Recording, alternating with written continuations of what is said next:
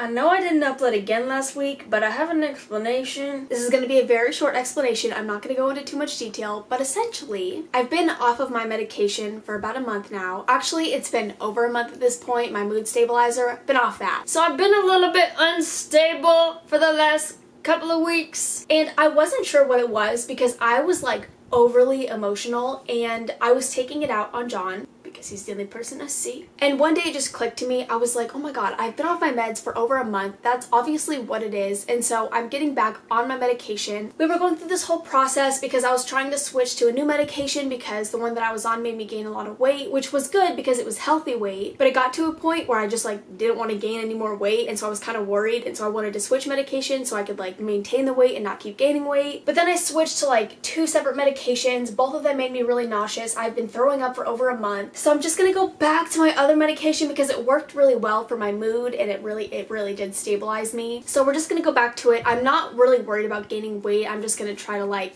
go to the gym more often, eat healthier, whatever. And I'm gonna like put in the effort to not gain weight because I wasn't doing that. I've like my whole life I've just been really skinny and I've been able to like eat whatever I want and do whatever I want and not gain weight. And so gaining weight for me is it's a whole new world for me. It's a weird feeling because I've never gained weight before. And so I'm at a healthy weight right now, but I just like don't want to keep gaining weight, and I need to put in the effort. It's just stupid. It's all stupid. So I'm getting back on my medication. I picked it up yesterday, so I'm going to start taking it today because I forgot to take it last night. But I'm back on my medication almost. Tonight I will be. But I feel better today, so I'm filming a video today. I'll have 2 videos this week, I promise. Also, it's raining really hard right now, so if you hear rain in the background, I apologize. Can't control the weather. It's not my job. However, my job is to read you guys stories, and I am back, and I have more police ghost stories that I'm actually really excited to read today. I feel like I haven't filmed a video in a while, but I read from this book a couple weeks ago, and originally I thought it was supposed to be like 911 phone calls, but it's not that at all. It's just police ghost stories. And I had started reading another book that was about police ghost stories that I didn't really like, but I think this one's really good, so we're gonna read from it again. And I'm gonna get into it because I've been talking for a while, but I'm also, you know what, I'm scooting you back so I can lean against the door because I'm feeling real lazy today. But this first story says, The Vacant House. I was on duty one night, working at the police station's front desk when a call came through from an elderly woman. The line took a moment to stabilize, and at first, all I could hear were short, ragged gasps coming from the speaker. After a couple seconds, a woman's voice came through.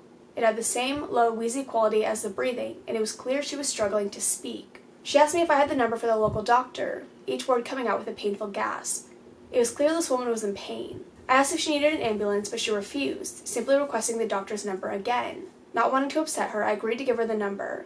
I didn't have it on hand, so I told her to hold on for just a moment and put the phone down while I looked it up on my computer.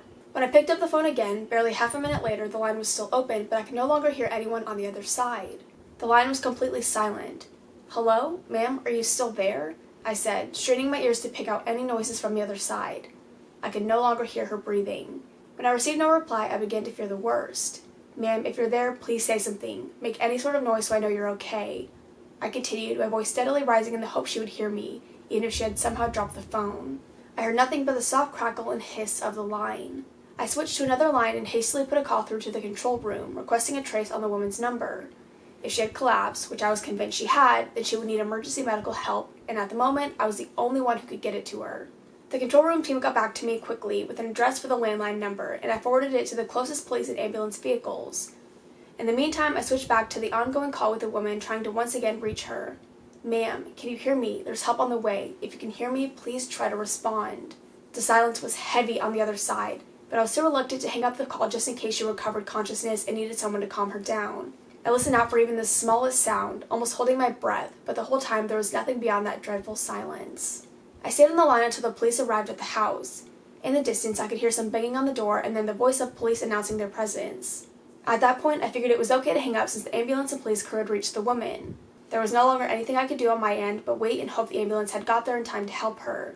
It was only afterward that I learned what had happened after I hung up. When the police entered the house, they found no immediate sign of the woman. They called out to her, but like me, received no reply. They found the landline off the hook on the living room table, but there was no sign of whoever had placed the call. One of the officers remarked that the place seemed oddly untouched, as though nobody had lived there for some time, given the amount of dust on the surfaces and the general smell of mildew lingering around the place. The police continued to do a full sweep of the house, checking every single room and calling out for a response, but they quickly concluded there was nobody there. The house had been completely vacant upon their arrival. It was only a short while later, when the ambulance turned up, that one of the crew informed the police they recognized the house. They had been called out to it 3 weeks prior after a woman had complained of chest pains and difficulty breathing. The sole occupant of the house, an elderly woman who had been widowed for a few years, had died of a heart attack in her own living room. By the time the ambulance had reached her, it had been too late to do anything. Hearing that sent a chill straight down my spine. I felt suddenly dizzy as I recalled the woman's voice on the line asking for a doctor's number. Why hadn't she asked for an ambulance straight away? But if there was nobody at the house, or ever had been, then who put in that call? It hadn't been fake since the control room had traced it directly to the ley line of the woman's residence. Plus, I vividly recalled the shuddering gasps as the woman struggled to breathe while speaking to me. It was like the heart attack victim who had died 3 weeks earlier in the exact same house. The similarities were unnerving, yet the thought I was entering was impossible. It couldn't have been the same person. Not when the woman had already passed away and the house should have been empty. I dreaded to consider the possibility that what I had witnessed was something paranormal. But even now, I can't shake away the feeling that the woman who had called me really hadn't been at the house. That whole time, the house had been empty, and that what I had heard was some kind of phantom echo of a woman at the end of her life. Okay, that one was a 911 phone call, so that was like exactly what I was expecting like all of these stories to be. I really liked that one. It's so crazy though. I don't know, it's so crazy. I can't imagine any of this stuff happening to me. It just blows my mind. Okay, and this next story says, Behind. While this is not my story, I know the area well, and I know the man who told me this story even better. We work in a big county with one of the top school districts in the state and a new nuclear plant that provides many of the residents with employment. Most of the acreage is farms, but it's starting to have some heavily residential areas as well. It has also made our once primarily farming county into a more populated and semi-rural area. New neighborhoods have popped up all over the place. One old stretch of road had a row of new construction on one side, complete with streetlights and manicured lawns. On the opposite side of the road were nothing but fields of corn and woods. The streetlights tended to be closer to the houses than the road. That is to say, the road itself was pretty darkened, but their glow could sometimes play tricks on your eyes. A few years ago, one of the traffic guys in my agency was working the night shift, and this car drove by him as he was parked in an empty gravel lot at the beginning of the new constructions. It had been where they used to park the heavy equipment when they were done for the day as they were working on building the neighborhood. The swerving car was an old beat-up four-door Buick that did a hard swerve off the road and back on again before it evidently noticed the police cruiser and then sped off. The officer who witnessed the incident called it in as a possible DUI suspect and then proceeded to begin pursuit. As soon as that old Buick saw that he was being followed, it took off. At the time, the officer had not yet flipped on his lights or his sirens. It was early in the morning, most of the neighborhood was still asleep.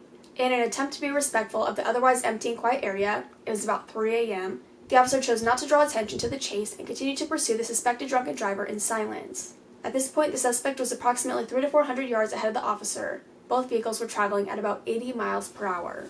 The officer had remained in contact with dispatch for the entirety of the situation.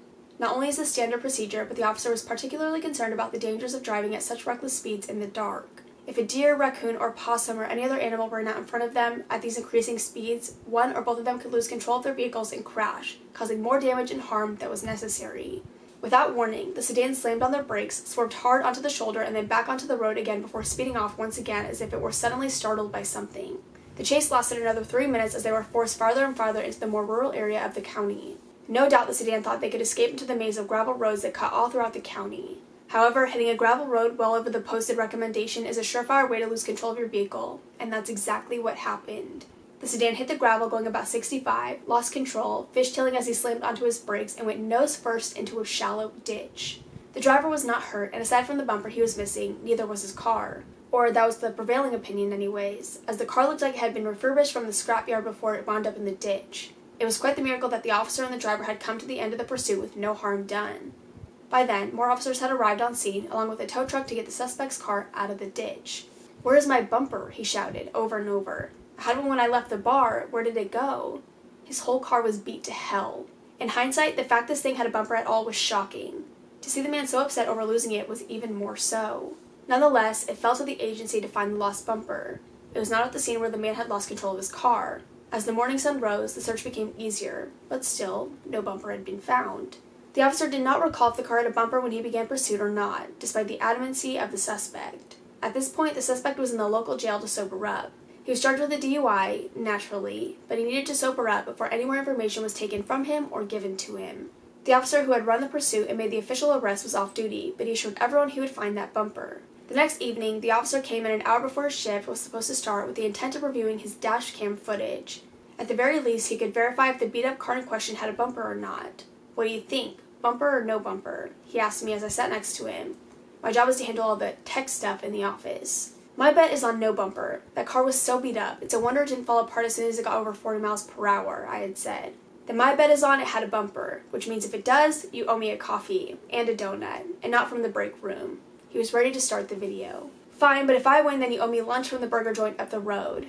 You guys keep me so busy I never have time to run up there on my break. I was the only tech guy at the time. You've got a deal. He hit the play button and together we watched what started out as an empty road. A utility truck drove by, followed by a tractor with its lights on.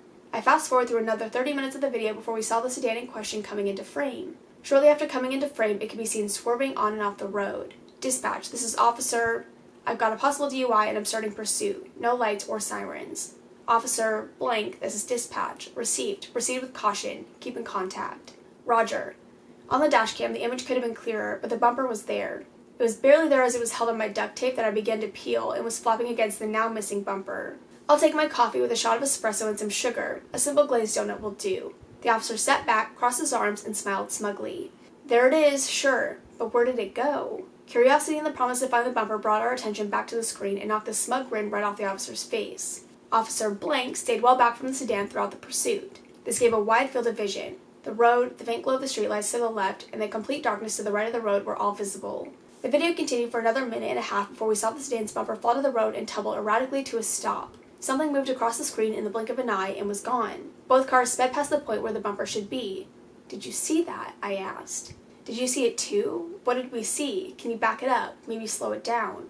It became apparent the officer was shaken. The bumper was there in the middle of the road, and then it wasn't. And yet, at the time, he had seen nothing, and more importantly, he had hit nothing.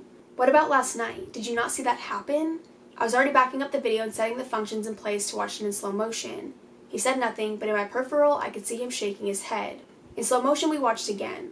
The duct tape gave, the bumper dropped to the pavement, and it bounced and rolled. 1, 2, 3 times before teetering to a stop. It had barely stopped rocking when a dark figure ran from the glow of the streetlights across the road, grabbed the bumper, ran into the fields, never pausing, not faltering. Again, he spoke. For 30 minutes, we watched and rewatched in slow motion. It did not seem humanly possible for someone to run so quickly, so sure-footedly across a dark road, grabbing an awkward, long object from the ground and carrying it onto a ditch. An animal could have run fast enough, maybe, but it was not grabbing a bumper up and out of the way.